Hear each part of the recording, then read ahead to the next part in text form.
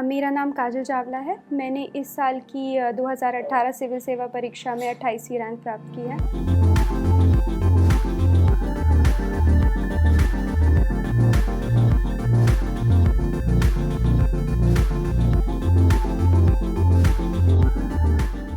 मैं 9 साल से काम कर रही हूँ। मैंने 2010 में इंजीनियरिंग किया है। मूल रूप से मैं मेरठ की निवासी हूँ और मैं बहुत खुश हूँ कि मुझे ये सफलता अपने 5वें अटेम्प्ट में मिली है। देखिए, बचपन से तो मैं डॉक्टर बनना चाहती थी। बहुत स्ट्रॉन्ग फीलिंग नहीं थी कि मैं सिविल सर्विसेज में जाऊँ। लेकिन बहुत लोग ऐसे थे, टीचर्स, पेरेंट्स, जो मुझे बोलते थे कि तुम कुछ ये सिविल सर्विसेज में जा सकती हो। लेकिन उतना आइडिया मुझे नहीं था बचपन से कि सर्विसेज क्या होती हैं, उनके क्या मायने हैं, क्या काम होता है। 2012 में मैंने पहला अटेम्प्ट दिया था, क्योंकि मैंने अपने बहुत सारे सहपाठियों को देखा जो तैयारी कर भी रहे थे और कुछ लोगों ने सर्विसेज के एग्ज़ाम क्लियर भी किए। तब मुझे लगा कि मुझे भी यही करना चाहिए। लेकिन जॉब के साथ साथ मैंने सोचा नहीं कि मैं जॉब छोड़ूं। थोड़ी आर्थिक परिस्थितियों की वजह से मैंने सोचा जॉब कंटिन्यू करती हूँ। लेकिन धीरे धीरे मेरा ये पैशन मुझे समझ में आता गया, क्योंकि अगर ज़मीनी स्तर पे आपको कुछ काम करना है तो आपको ये सिविल सर्विसेज एक बहुत अच्छा माध्यम हो सकती है कि आप लोगों के लिए कुछ काम कर सकते हैं। तो धीरे धीरे वो पैशन मेरे अंदर बढ़ने लगा और फिर 2016 से मैंने सीरियसली तैयारी करनी स्टार्ट कर दी थी।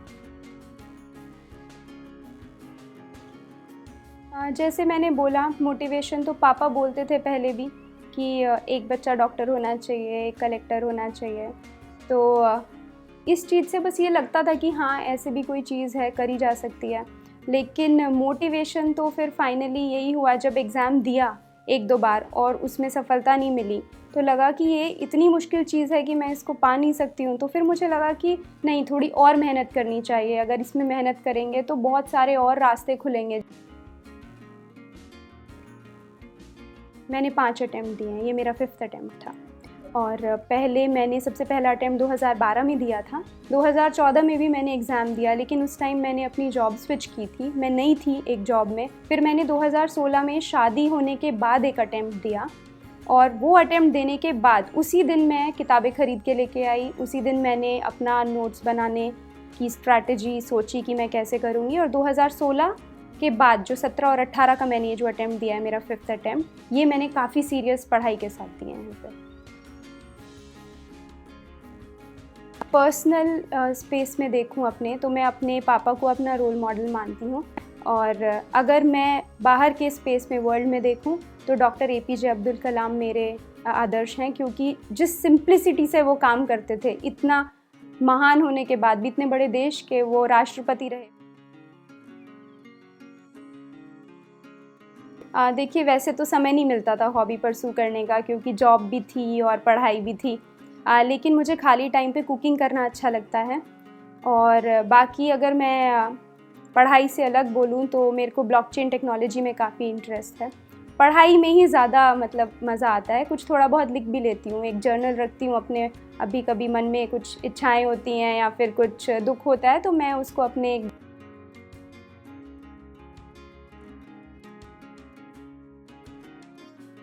मैं इससे पहले चारों जितने अटेम्प्ट्स दिए मैंने, प्रीलिम्स भी पास नहीं हुआ था, तो वो फेलियर ही है।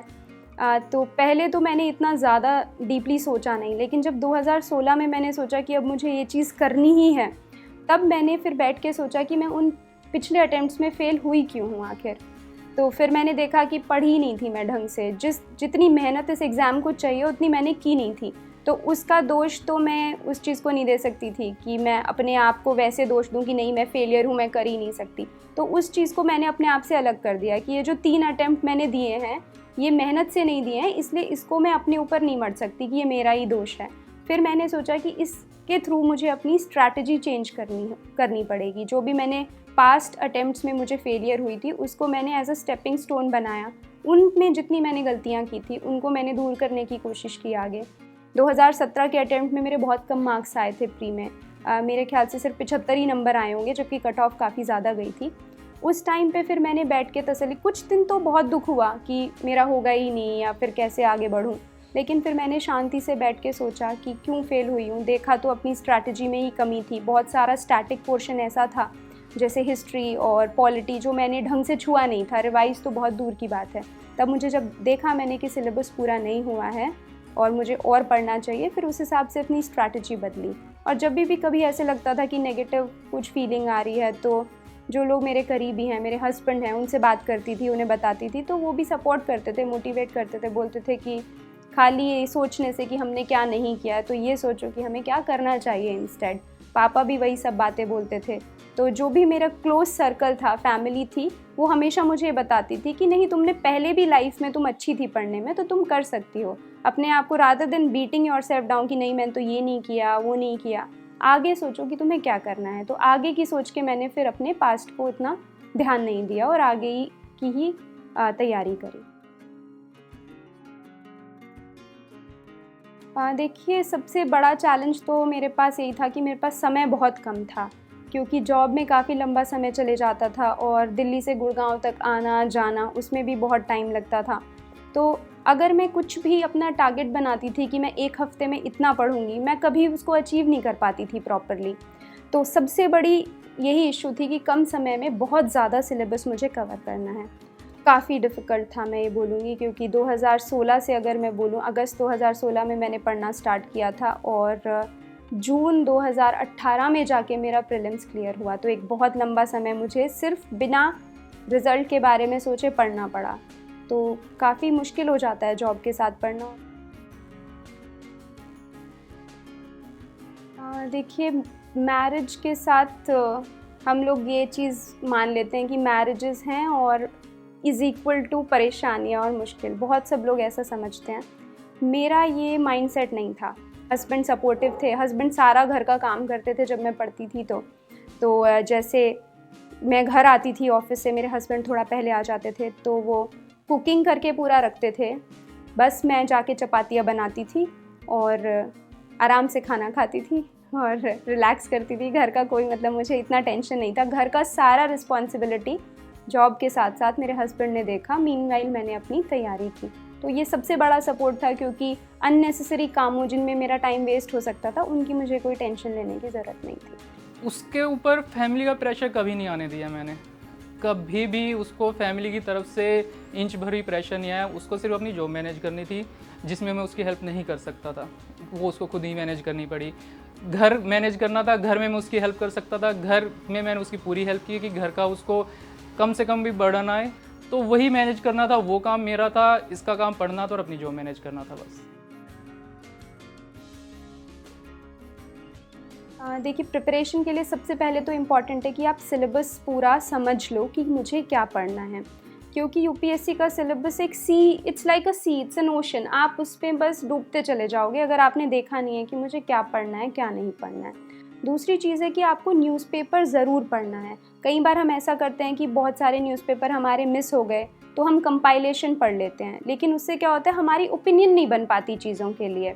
और यूपीएससी सिर्फ प्रीलिम्स पे ख़त्म नहीं होता, मेंस, इंटरव्यू, सबकी प्रिपरेशन अलग तरह से होती है। प्री के लिए आपको बहुत इन्फॉर्मेशन चाहिए, मेंस के लिए आपको क्रिस्प चीज़ें चाहिए, छोटे छोटे नोट्स जो आपको एग्ज़ाम में लिखते टाइम याद आ सकें, और इंटरव्यू के टाइम आपको एक न्यूट्रल ओपिनियन चाहिए। तो वो कंपाइलेशन से नहीं बनेगी, न्यूज़पेपर से बनेगी। तीसरी चीज़ सबसे इम्पॉर्टेंट है रिविज़न, कि आपने जो पढ़ा है आप बहुत सारा पढ़ लें और वहाँ पे जाके याद ना आए, इससे मार्क्स कम हो जाते हैं। तो जितना आपने पढ़ा है उसका मल्टीपल रिवीजन करें, ये सबसे ज़्यादा इम्पॉर्टेंट चीज़ें। मैंने सबसे ज़्यादा फोकस, जैसे मैंने बोला, मैंने अपने करंट अफेयर्स के नोट्स पे रखा। स्टैटिक पोर्शन के लिए मैंने एनसीईआरटी पढ़ी है सब सब्जेक्ट की 6th to 12th, और मैंने सोशियोलॉजी की भी 11th 12th की एनसीईआरटी पढ़ी थी, ताकि सोशल इश्यूज़ पे थोड़ा बहुत मेरा पर्सपेक्टिव बन जाए, जबकि वो मेरा ऑप्शनल नहीं था। बाकी मैंने लक्ष्मीकांत पढ़ी है पॉलिटी के लिए, आर.एस. शर्मा पढ़ी है मैंने एंशिएंट के लिए, और फिर मॉडर्न हिस्ट्री के लिए मैंने स्पेक्ट्रम पढ़ी थी, और ज्योग्राफी के लिए मैंने थोड़े बहुत कॉन्सेप्ट लियोंग से पढ़े थे, थोड़ा माजिद हुसैन पढ़ा था। जब मैं ऑफ़िस वाले दिनों पे तो मैं सुबह पढ़ती थी 1 घंटा, और कैब में पढ़ती थी, तो 3 घंटा करीबन मेरे को न्यूज़पेपर वगैरह पढ़ने का समय मेरे को कैब में मिलता था टोटल दिन में। और रात को मैं अराउंड 9:30 बजे घर पहुंचती हूँ, तो 10 सवा 10 बजे तक मैं पढ़ने बैठती थी, 11 साढ़े 11 तक ही पढ़ पाती थी। लेकिन वीकेंड पे मैं पूरा दिन लगभग पढ़ाई में निकालती थी, सैटरडे संडे। तो जैसे मैंने कहा कि 2016 से मैंने प्रिपरेशन स्टार्ट की थी। उस टाइम मुझे आइडिया नहीं था कि इतने कंटेंट में से मैं क्या सिलेक्ट करूं। तो मैंने इनसाइट्स से करंट अफेयर्स पिक करने स्टार्ट किए। वो करंट अफेयर्स ही रिवाइज़ करने इतने मुश्किल हो जाते थे कि मैं कोई और फिर चीज़ें देखती ही नहीं थी। तो अपना न्यूज़पेपर पढ़ती थी और इनसाइट्स का कंपाइलेशन जो भी मुझे एडिशनल मिलता था उसको उन्हीं नोट्स में ऐड करती थी, उन्हीं को रिवाइज़ करती थी। तो टाइम की कमी कहिए, ये तो मैं नहीं कहूँगी कि मुझे बहुत अंडरस्टैंडिंग थी कि क्या कंटेंट मुझे एलिमिनेट करना है और क्या चूज़ करना है। एक जो समय की कमी थी वो ही एक मेरे लिए एक बूंद थी। उसी की वजह से मैंने फोकस किया कि इतना लिमिटेड कंटेंट ही मैं पढ़ूंगी।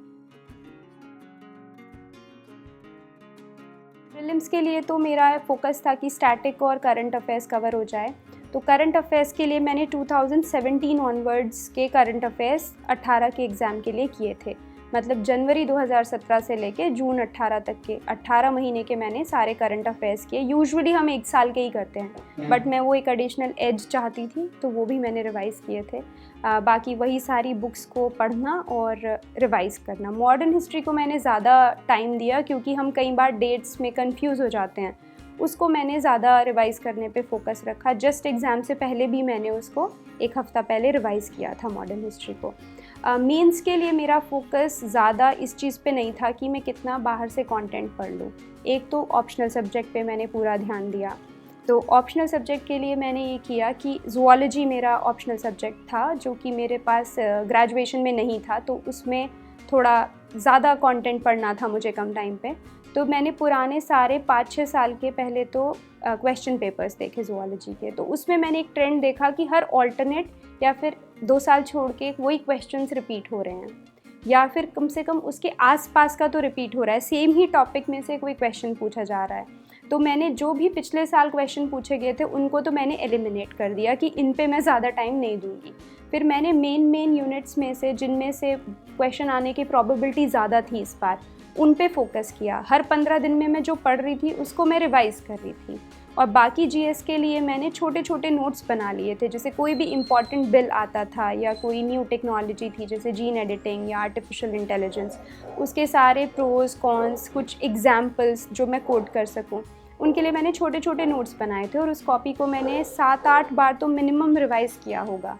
हर 10 दिन के बाद मैं उसको पूरा पढ़ती थी, चाहे 1 बार या 2 बार, ताकि मुझे वहाँ पे आंसर में लिखते टाइम याद आ जाए। तो rather than focusing on learning more, I was focusing on revising more. Interview के लिए मैंने अपना डैफ उठाया, उसके जितने भी मुझे कीवर्ड्स लगे, चाहे वो मेरा नाम का मीनिंग हो या मेरा होम टाउन हो, मेरी जॉब हो, और जैसे मैंने बोला बिग 4 में हूँ तो ऑडिटिंग हो, और ये सब चीज़ों पे मैंने कीवर्ड्स उठाए और जो क्वेश्चन मेरे दिमाग में आ सकते थे वो सब मैंने लिख लिए। इसके लिए मैंने और लोगों का भी पर्सपेक्टिव लिया। 3-4 और लोगों से भी मैंने डिस्कस किया कि तुम्हारे दिमाग में क्या पोटेंशियल क्वेश्चंस आ रहे हैं जो मुझसे पूछे जा सकते हैं। फिर उन सब के लिए मैंने एक नोटबुक बनाई थी और उस नोटबुक पे मैंने सारे आंसर लिखे, चाहे वो मेरठ से रिलेटेड हो या फिर मेरे नाम से और काजल में जो भी कंपोनेंट होते हैं उनसे रिलेटेड हो। तो वो सब मैंने लिखे, उनको मैंने 2-3 बार पढ़ा, ताकि एकदम से ऐसा कोई क्वेश्चन मेरे डैफ वाला ना हो जो कि मेरे को नर्वस कर दे। अल्टीमेट मेरा मोटिव ये था कि मैं वहाँ पे नर्वस ना हूँ इंटरव्यू में। आंसर तो ज़रूरी नहीं है हमें सारे आएंगे, कुछ ना कुछ आंसर तो स्किप करने ही पड़ेंगे। फाइनल इंटरव्यू भी मैंने 3 आंसर नहीं दिए थे, मेरे को बोलना पड़ा I am sorry I don't know. लेकिन अल्टीमेटली था कि मैं वहाँ पे काम थी, बिल्कुल कंपोज थी, क्योंकि वो चीज़ें मैंने मल्टीपल टाइम्स पढ़ ली थी।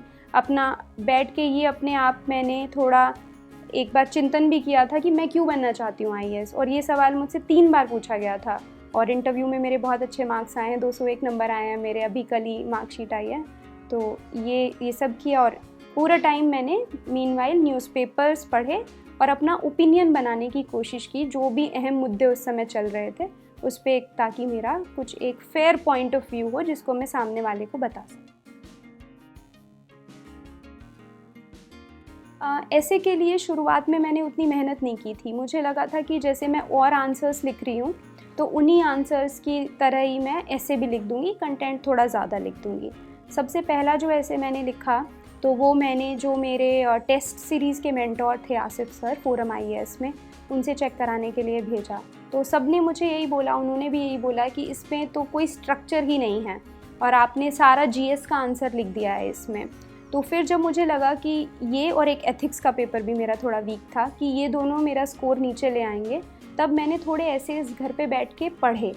तो पिछले बार की जो ऐसे में सबसे ज़्यादा मार्क्स लाई थी अपूर्वा पांडे, उनका मैंने ऐसेज़ पढ़ा कुछ जो उन्होंने मॉक टेस्ट्स में लिखे होंगे, तो उनकी स्ट्रैटेजी मैंने फिर चूज़ की। वो स्टोरी से स्टार्ट किया था उन्होंने, ऐसे एक कोई फ़िक्शनल स्टोरी बनाई थी ताकि रीडर को थोड़ा इंटरेस्ट आए और फिर बाकी अपने सारे पॉइंट्स रखे थे। तो मैंने भी यही स्ट्रैटेजी चूज़ की थी। फिर जब मैंने 15-20 ऐसेज़ पढ़ लिए, मुझे एक आइडिया हो गया कि कैसे स्ट्रक्चर होना चाहिए। उसके बाद मैंने 1-2 ऐसेज़ और लिखे और उनको भी मैंने स्टोरीज़ की तरह स्टार्ट किया। और जो फाइनल ऐसे भी आया था एक सेक्शन का, सेक्शन B का, उसमें वो ऐसे मैं पहले प्रैक्टिस कर चुकी थी समवॉट रिलेटेड। तो एक कस्टमरी मोरालिटी करके एक आया था, तो मैंने सेक्शन 377 का जजमेंट उस टाइम पे आया था, तो उसके ऊपर ऐसे लिख के देखा था। तो वो ही जो मैंने एनेक्डोट्स उसमें यूज़ की थी, उसमें मैं वहाँ पे फ़िट कर सकती थी, तो उनको फ़िट कर लिया। तो कुछ एक लक फैक्टर भी रहा कि एक प्रैक्टिस्ड ऐसे आ गया, तो शायद उसने थोड़ा एज दे दिया। मेरे ख़्याल से सबसे ज़रूरी है कि हम प्रैक्टिस करना स्टार्ट कर दें। मैंने एक बहुत लंबा गैप ले लिया था और मैं अपने आप को ये ही नहीं मोटिवेट कर पा रही थी कि जाके मैं एक टेस्ट लिखूं। उस चक्कर में मेरा बहुत सारा टाइम ऐसे ही वेस्ट हो गया। मैं वेट करती रही कि जब प्री का रिज़ल्ट आएगा तब लिखना स्टार्ट करूँगी। अगर उससे पहले मैंने प्रैक्टिस किया होता तो मेरी स्पीड और अच्छी होती और वो एक फालतू की टेंशन एंड तक पाइल अप नहीं हो जाती। तो हमें ये करना चाहिए मेंस के टाइम पे, सबसे पहले तो हमें फोकस होना चाहिए कि हम इतना कंटेंट पढ़ लें कि वो हमें याद रहे और हम उसको लिख सकें फाइनल एग्ज़ाम में। दूसरी चीज़, हमको टाइम का पूरा नोटिस रखना चाहिए कि हम कितना टाइम एक क्वेश्चन में स्पेंड कर रहे हैं। कई बार ऐसा होता है कि ऐसा कोई टॉपिक आ जाता है जिस पे हमने बहुत अच्छे से पढ़ा होता है, तो हम उसी में अपना सारा टाइम निकाल के 15 मिनट एक क्वेश्चन को दे दिया, तो बाकी क्वेश्चन सफ़र करते हैं। तो हमारा फोकस होना चाहिए कि हम अबव एवरेज आंसर लिखें और सारा पेपर कम से कम अच्छे से अटेम्प्ट कर पाएँ। ऐसा नहीं हो कि अगर 2-3 क्वेश्चन छूट गए तो अपने आप ही आप काफ़ी पीछे हो गए हो बाकी कैंडिडेट से। और फिर आप ये भी करना चाहिए कि आप अपना थोड़ा फ्लो पे ध्यान दें कि आप जिस तरह से लिख रहे हैं, आप पूरा पेपर 3 घंटे में विदिन वर्ड लिमिट पूरा कर पाएंगे कि नहीं। बहुत बच्चे करते हैं कि 3.5 घंटे या 4 घंटे लेते रहते हैं, तो वो मेंटल प्रेशर नहीं आ पाता कि नहीं मुझे ये 3 घंटे में फ़िनिश करना है।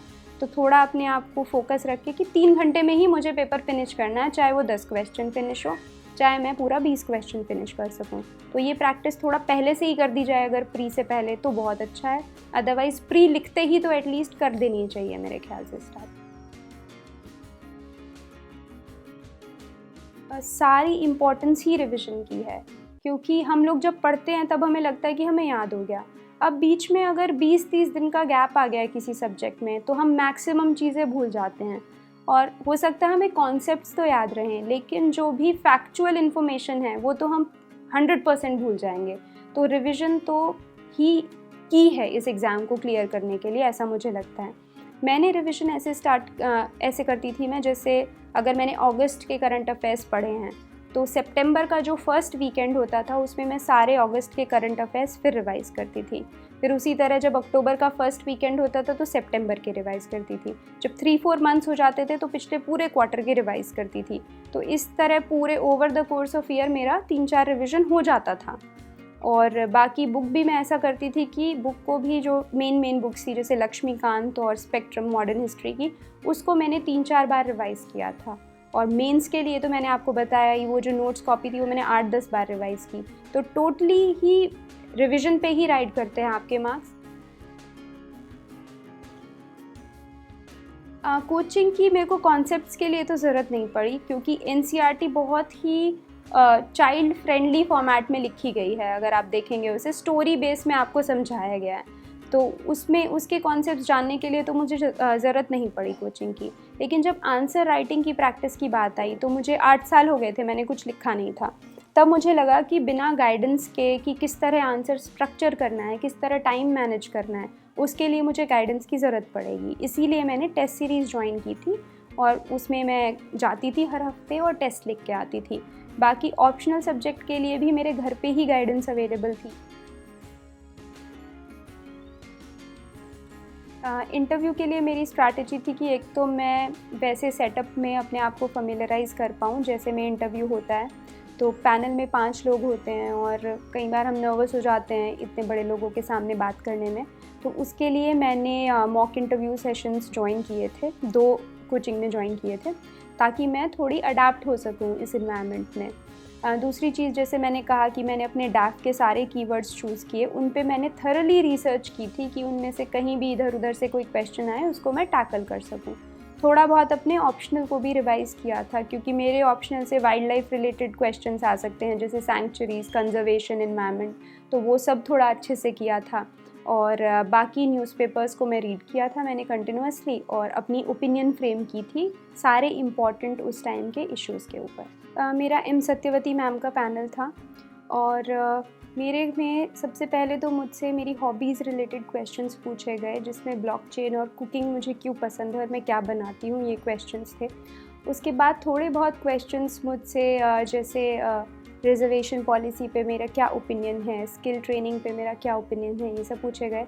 उसके बाद मैक्सिमम क्वेश्चंस मुझसे विमेन रिलेटेड इश्यूज़ के पूछे गए, जैसे sexual harassment at work place, या लेडीज़ को पढ़ने के लिए नहीं जाने देते हैं, या फिर लेबर फोर्स में उनकी पार्टिसिपेशन कम हो रही है, उनको सेल्फ डिफेंस की ट्रेनिंग देनी चाहिए क्या। तो लगभग 50% क्वेश्चन मुझसे विमेन रिलेटेड इश्यूज़ के थे। कुछ सवाल मुझसे वाइल्ड लाइफ रिलेटेड भी किए गए, जैसे वल्चर्स क्यों क्रिटिकली इंडेंजर्ड हैं, या फिर कुछ वाइल्ड लाइफ सैंक्चुरीज़ जो उत्तराखंड में हैं, ये सब कुछ सवाल मुझसे किए गए थे। देखिए, सबसे पहले तो मैं सारे एस्पिरेंट्स को ये कहना चाहूँगी कि अगर आपने ये चीज़ में कदम रखा है तो अपने पूरे विश्वास के साथ जाएं, क्योंकि बहुत लंबा टाइम इस चीज़ में चले जाता है। तो it requires around 2-3 years of your life. तो आपको इसमें जाने से पहले अपने मन को पूरा मजबूत करना पड़ेगा।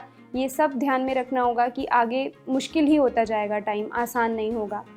दूसरी चीज़, सिलेबस को बहुत अच्छे से पढ़ लें। सिलेबस में कौन से पोर्शंस ऐसे हैं जो आपके मज़बूत हैं, कौन से ऐसे हैं जो वीक हैं, इस चीज़ को अच्छे से समझ लें। फिर वीक पोर्शंस पे कितना टाइम आप देना चाहते हैं। कुछ पोर्शंस ऐसे भी होंगे जो कम्प्लीटली आप एलिमिनेट करना चाहें, जिसमें आपका बिल्कुल इंटरेस्ट ना हो। जैसे मैंने आर्ट एंड कल्चर को एलिमिनेट किया था, मैंने उसे नहीं पढ़ा था। तो इस तरह के पोर्शंस भी आप फाइनलाइज़ कर लें जिन पे आप कम टाइम देना चाहेंगे। उसके बाद अपने सारे सोर्सेज़ एक जगह कंपाइल कर लें, जैसे आपको कौन कौन सी NCERTs पढ़नी हैं, आपको अगर एंशिएंट के लिए RS शर्मा पढ़नी है या कोई और बुक पढ़नी है, अगर आपको मॉडर्न के लिए बिपिन चंद्रा पढ़नी है या स्पेक्ट्रम पढ़नी है, ये सब आप फाइनलाइज़ कर लें।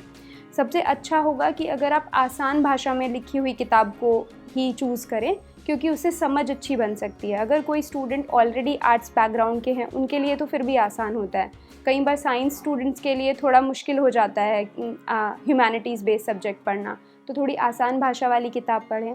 न्यूज़पेपर्स पढ़ने को अपने रूटीन में ले आएँ। और अगर आपका टारगेट ये है कि आपको 2 महीने में या 3 महीने में कोर्स एक बार फिनिश करना है, तो छोटे छोटे अपने टारगेट्स बना लें। जैसे 1 हफ्ते में मुझे ये पोर्शन पढ़ना है। चाहे आपको स्टिकी नोट चिपकाना है अपनी टेबल पे, या अपना टाइम टेबल अपने स्टडी टेबल पे रखना है या किसी बुक में रखना है, उसको अपने सामने रखें, ताकि आपको जब भी आप टाइम वेस्ट कर रहे हों या आपको लग रहा हो कि आप अपने लक्ष्य से चूक रहे हैं, तो आपको याद आ जाए कि मुझे इस हफ्ते में ये पोर्शन फिनिश करना है। तो उन छोटे छोटे गोल्स को हासिल करें और प्रैक्टिस करें। जितनी जल्दी प्रीलिम्स के लिए आप टेस्ट सीरीज़ लगाने लगोगे, उतनी जल्दी ही आपको वो एक एग्ज़ाम फीलिंग आने लगेगी। और आप कई बार क्वेश्चंस में ऐसा होता है, हम छोटी मोटी गलती कर देते हैं चीज़ें ओवरलुक करके, तो वो गलतियाँ आप एलिमिनेट कर पाएंगे। आंसर राइटिंग प्रैक्टिस जितनी जल्दी हो सके उतना स्टार्ट कर दें। अगर प्रीलिम्स से कुछ 2-3 महीने पहले से स्टार्ट कर दें, थोड़ा फ्लो में रहें, तो वो ज़्यादा बेटर होगा। और फाइनल में एक मोटिवेशन के लिए भी टिप देना चाहूँगी कैंडिडेट्स को, कि इतने लंबे जर्नी में बहुत सारे ऐसे टाइम आते हैं जहाँ पे हम लोग ये सोचते हैं कि नहीं, ये चीज़ हमारे बस से बाहर है या हम नहीं कर सकते। तो उस चीज़ के लिए आप कुछ भी कोई छोटी मोटी चीज़ अपने पास रख सकते हैं जो आपको मोटिवेट करे। जैसे मैंने किया था कि मैं हमेशा सोने से पहले लबासना के फेसबुक पेज पे जाती थी, हमेशा उसको देखती थी और सोचती थी कि मैं भी एक दिन यहाँ पे जाऊँगी।